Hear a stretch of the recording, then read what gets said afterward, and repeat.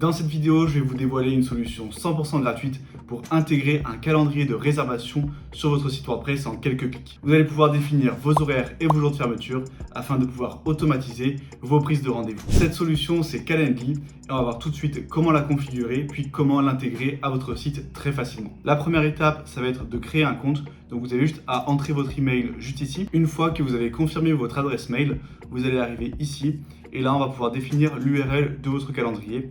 Donc moi ça a repris par défaut mon adresse email, mais vous je vous laisserai mettre par exemple le nom de votre entreprise. Donc moi je vais marquer EasyWP, c'est pas disponible donc je vais mettre 2022, voilà. Ensuite, je fais continuer. Ici, si vous utilisez des outils en ligne de calendrier, vous allez pouvoir les connecter afin d'ajouter automatiquement vos rendez-vous. Donc, vous pouvez vous connecter par exemple avec Google Calendar et dès que quelqu'un va faire une réservation via Calendly, ça sera automatiquement ajouté à votre calendrier Google. Donc, si vous utilisez un calendrier, je vous laisserai le connecter. Moi, je vais continuer sans aucun calendrier. Ici, on va pouvoir définir nos horaires et nos jours d'ouverture. Donc c'est les jours pour lesquels les personnes vont pouvoir prendre des rendez-vous. Là, je vais laisser par défaut. On verra après comment personnaliser ça plus en détail et avoir plus d'options. Je clique sur continuer. Ici, vous pouvez cocher votre secteur d'activité et cliquer sur terminer. Et là, on a notre premier calendrier qui a été créé. Donc je peux copier le lien et si je vais dans un nouvel onglet et que je le colle, j'arrive sur un calendrier de réservation et donc c'est ce calendrier qu'on va intégrer à notre site WordPress.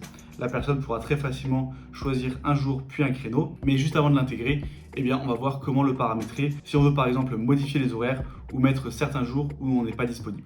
Donc je vais fermer cet onglet et je retourne ici. Je vais sur la petite roue crantée et je clique sur Edit. Ici, déjà, on va pouvoir définir notre événement. Donc là, vous allez devoir mettre le nom de votre prestation. Par exemple, si c'est un rendez-vous pour un appel téléphonique, pour un audit gratuit, eh bien, vous pouvez marquer audit gratuit. Si c'est pour un rendez-vous dans une salle de sport ou un coaching sportif, pareil, vous pouvez mettre le nom.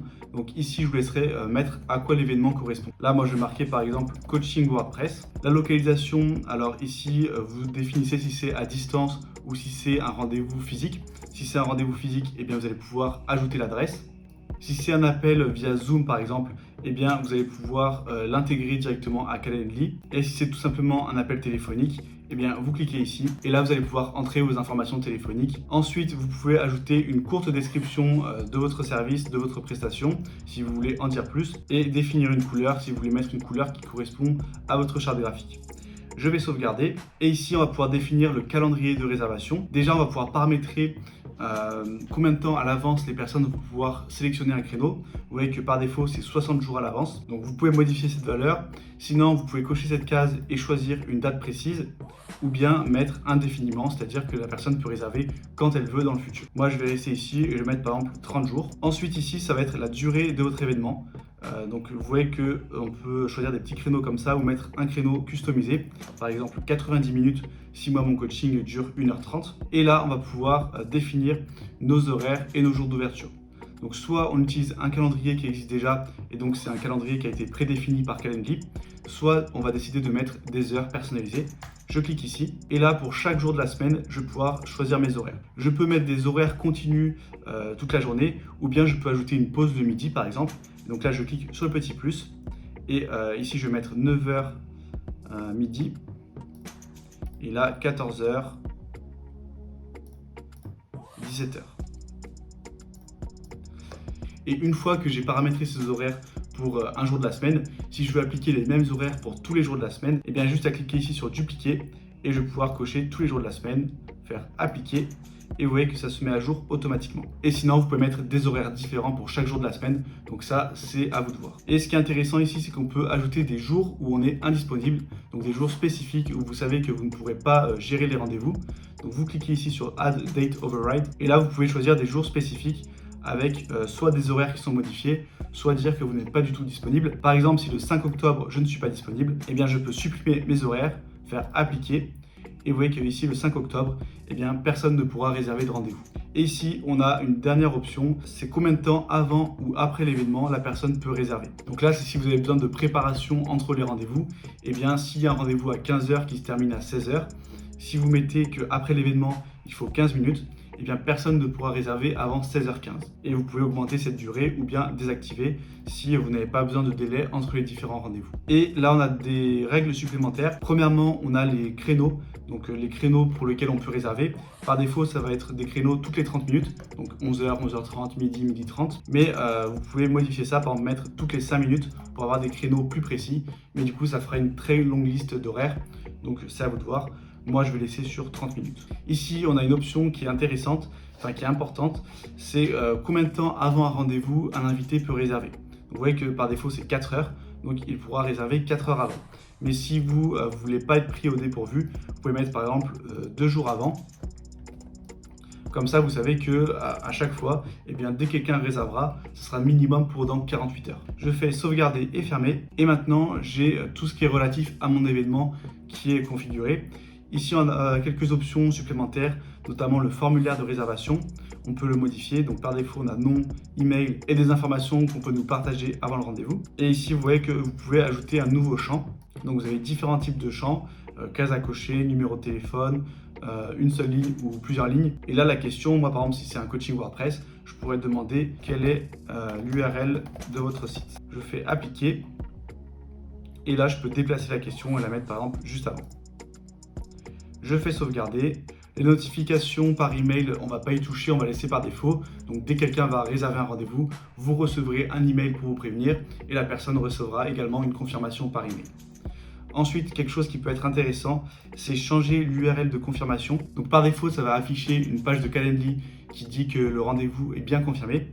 Mais vous pouvez choisir de mettre une URL personnalisée et pourquoi pas créer une page sur WordPress qui est un peu plus jolie que celle proposée par Calendly. Et comme ça, vous allez pouvoir mettre vraiment ce que vous voulez comme information. Moi, je vais laisser celle par défaut et je vais faire sauvegarder. Maintenant que notre calendrier est configuré, on va voir comment l'intégrer sur notre site WordPress.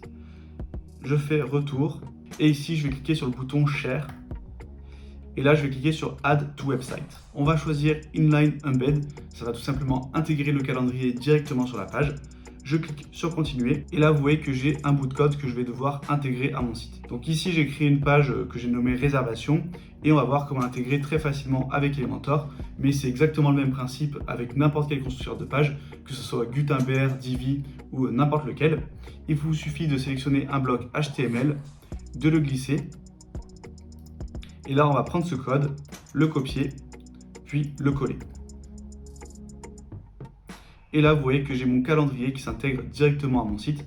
Et donc ça, vous allez pouvoir l'intégrer sur n'importe quelle page de votre site WordPress. Si je fais publier et que je vais voir la page, j'ai bien mon calendrier. Ici, je peux choisir une date. Par exemple, on va choisir le 4 octobre. Et là, j'ai les différents créneaux. Donc, par exemple, 10h, je fais confirmer. Et ici, vous voyez que j'ai mon formulaire qui s'affiche. Donc, on va mettre le nom, l'email, l'URL du site. Et là, on va dire qu'on n'a pas d'informations à partager. Ici, on retrouve un résumé de l'événement. Donc, ça dure 1h30, la date et quel créneau horaire, enfin le fuseau horaire plutôt. Et on va cliquer ici sur réserver l'événement. Et voilà, vous voyez que c'est aussi simple que ça. Votre client pourra réserver un rendez-vous en quelques clics. Et maintenant, je vais vous montrer une option un peu plus avancée, mais qui est également intéressante. C'est d'afficher, vous voyez, un widget sous forme de pop-up qui sera disponible partout sur votre site. Donc partout sur votre site, vous aurez un petit bouton en bas qui permettra de réserver directement un rendez-vous. Donc je clique sur ça et je fais continuer. Ici, je vais pouvoir personnaliser le texte du bouton. Je vais marquer par exemple réserver un RDV. Je peux également modifier la couleur d'arrière-plan et la couleur du texte. Et ici, on a du code qu'on va devoir copier-coller. Mais cette fois, on va devoir le copier-coller sur tout le site. Et pour cela, on va devoir modifier directement le code de notre thème. Je retourne sur mon tableau de bord. Et vous voyez que si je vais dans Apparence, j'ai Éditeur des fichiers de thème. Je clique dessus. Et avant de faire ça, c'est important d'avoir créé ce qu'on appelle un thème enfant, pour éviter que quand vous mettiez à jour votre thème, eh bien, ça écrase le code et que le pop-up disparaisse. Donc si vous ne savez pas comment créer un thème enfant, je vous affiche une vidéo juste au-dessus où je vous explique comment faire. Une fois que vous avez créé votre thème enfant, il va falloir trouver le fichier footer.php.